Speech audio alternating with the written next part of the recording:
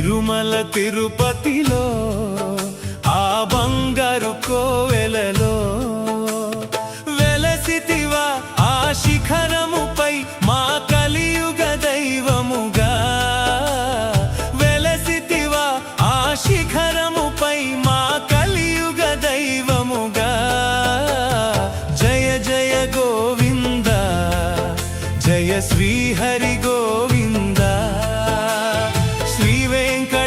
Ramana Jaya Srimannarayana.